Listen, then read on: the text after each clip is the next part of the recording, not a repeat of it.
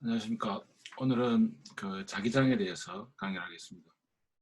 우리가 지금 강의를 하고 있는 것은 기본적으로 자동차 내의 전기 또는 전장 부품 그런 것들이 많습니다. 그래서 또는 이제 뭐 전자 모듈이라고 하는데요.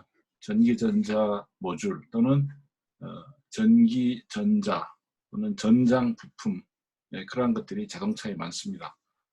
그래서 뭐 배터리로부터 시작을 해서 기동 장치, 또 뭐 점화 장치, 또 이제 그것부터 시작해서 근래에는 자동차의 여러 가지 편의 장치,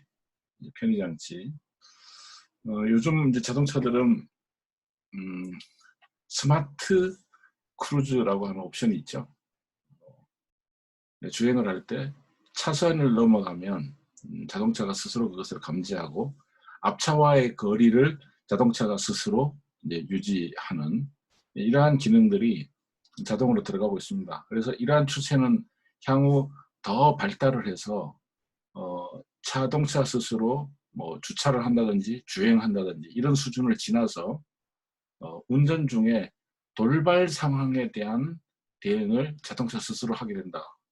돌발 상황, 그러니까 비정상적인 어떤 상황이 발생했을 때 그러한 것들을 사람의 도움 없이 자동차 스스로가 판단하고 제어하는 이제 그러한 방향으로 지금 가고 있습니다. 상당히 뭐 옵션에 따라서는 고급차의 옵션에 따라서는 그러한 돌발 상황에 대해서 대응하는 옵션들이 현재 이미 다 상품화되어서 재고 뭐 요즘 나오는 제네시스 G80 이런 것들은 견적을 낼 때 이제 인터넷 들어가서 그런 옵션들을 다 선택할 수가 있죠. 상당 부분이. 근데 이제 거의 모든 자동차들이 현재 그거 이상으로 이제 지능화됩니다. 그러한 상황에서 자동차 전기 전자는 기본적으로 기존에 있는 어떤 그 축전지, 기동 장치, 그리고 뭐 점화 장치, 뭐 그리고 여러 가지 편의 장치 이거에 대해서 공부를 하는데 현재 하고 있는 것은 기본적으로 전기의 성질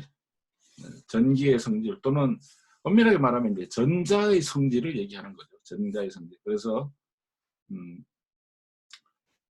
우선 먼저 전류란 무엇이냐, 전압이란 무엇이냐, 저항이란 무엇이냐 이런 것들을 우리가 이제 알아봤습니다. 그런데 전기가 있는 곳에는 전기장이 있는 곳에는 반드시 자기장도 있습니다. 그래서 오늘은 이제 자기장에 대해서 얘기를 하고 있습니다. 근데 자기장은 뭐냐? 눈에 보이지 않습니다. 자기장은 눈에 보이지 않고 우리가 그림으로 이제 공부를 하기 위해서는 자기력선을 그래서 나타내고요. 자기력선은 이제 N극과 S극이 있습니다. 그래서 자기력선은 N극에서 나와서 S극으로 들어갑니다. N극에서 나와서 S극으로 들어간다. 자기력선은 비자성체에 대해서는 아무런 영향을 받지 않습니다. 그러나 자기장 내에 자성체를 놓게 되면 그 물질로 자기력선이 집중된다 이렇게 얘기합니다. 이거는 상당히 이제 우리가 중요한데 이제 요 얘기 자기력선은 자기장 안에 철과 같은 자성체를 놓게 되면 자기력선이 거기에 집중하게 된다. 이 원리를 이용을 해서 잠수함 탐지를 합니다. 잠수함. 요즘 잠수함이 뭐 특히 전 세계에서 제일 조용한 잠수함이 우리나라 잠수함인데요. 이제 물속 깊숙이 있는 그 잠수함에다가 물속에서는 전파가 전달이 안 됩니다. 물속에서는. 그래서 물속에서는 이제 음파를 가지고 이제 추적을 하거든요. 음파. 그래서 소나라고 하는 이제 일종의 음파 탐지기죠. 그래서 근데 그 소나로도 탐지기 안 될 때는 어떻게 하는가? 보통 아주 높은 곳에 이제 고고도로 떠 있는 비행기나 인공위성에서 지구 자기장을 탐색을 합니다. 지구 자기장을 탐색을 하면 그 잠수함이 지나가는 곳에는 지구 자기장의 변화가 생깁니다. 지구 자기장이 이 정상적인 지구 자기장이 이렇게 그 잠수함 있는 곳에는 혼란이 생겨요. 그래서 그 지구 자기장의 변화를 보고 저 지점에 잠수함이 숨어 있구나, 뭐 이렇게 찾아내는 겁니다. 그게 바로 자기장 내에서 자기력선이 철과 같은 그러한 자성체에 영향을 받는다. 그 물질로 자기력선이 집중된다. 이런 성질을 가지고 있습니다. 자기장에 대한 어떤 정의, 지구 자체가 그 자체로 거대한 천연 자석이고, 자석의 북극은 언제나 자석의 북극은 언제나 이제 북극을 가르치고, 자극의 남극은 이제 북극의 반대쪽. 그래서 이걸 이용한 것이 나침반이죠. 나침반을 보면 이제 그 나침반에 있는 그 자석이 항상 이제 북쪽을 가르치게 되죠. 같은 극끼리는 서로 밀어내고 다른 극끼리는 서로 끌어당기는 그런 성질을 가지고 있습니다. 자석의 북극과 이제 N극과 S극. 그래서 자석을 막대에 이렇게 매달아 놓으면 자석은 지구 자기장의 방향에 맞추어서 정렬이 됩니다. 그래서 막대 자석의 북극이 가르치는 방향이 지구의 북극이다. 이것이 바로 나침반이 이제 이런 원리죠. 우리 뭐 이제 임진왜란, 뭐 이순신 장군 그걸 할 때, 아니 그 왜 배들이 해안을 남해안을 보고서만 서울로 가려고 하지, 배들이. 대부분 이제 그 해전이 이렇게 해안에서 이렇게 싸우잖아요. 모든 전쟁들이. 그 당시는 그 당시 나침반이 없어서 그 땅이 보이는, 저 해안이 바라보이는 바다로부터 멀리 나와 있으면 배가 어디쯤 가고 있는지, 배가 어디로 가는지를 몰라요. 나침반이 없으니까 이제 그렇게 되는 거죠. 그러니까 저기 있는 산 보고, 저기 있는 그 해변에 있는 지형들을 보고 이제 따라서 올라가게 되거든요. 나침반이 없으면 그렇게 됩니다. 나침반이 있음으로 인해서 그런 해변으로 이렇게 돌아다니는, 해변을 따라 다니는 그런 항해법이 완전히 바뀌게 되고, 이제 그러니까 먼 바다에 나가서 항해할 수 있는 그런 시대가 열리는 겁니다. 자기장을 얘기할 때 자속이라는 개념이 있습니다. 파이로 해야 돼. 파이로 해야 되죠. 어쨌든 뭐 이제 그리스 알파벳인데요. 이제 파이라고, 마그네틱 플럭스라고 합니다. N극에서 밖을 향해 나오는 전체의 자기력선의 수, 그걸 갖다가 마그네틱 플럭스라고 한다. 자극의 N극에서 분출돼 나오는, 밖으로 향해 나오는 자기력선의 수를 파이라고 하고 마그네틱 플럭스라고 합니다. 단위는 맥스웰은 1맥스웰은 자기력선 한 개를 뜻하고, 1웨버는 10 곱하기 10의 8성 맥스, 1웨버가 10의 8성 맥스웰이다 그런 거죠.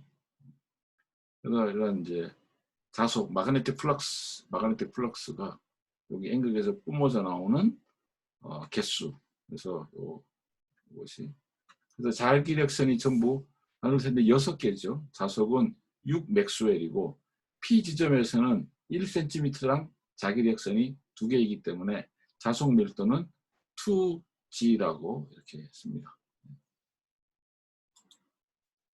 자속의 단위, 이제 CGS 단위계에서는 이제 막스와 마이크로 웨버가 이제 MKS 미터 킬로그램 뭐 이런 걸 말하는 거죠. MKS 단위계에서는 웨버가 MKS 단위입니다.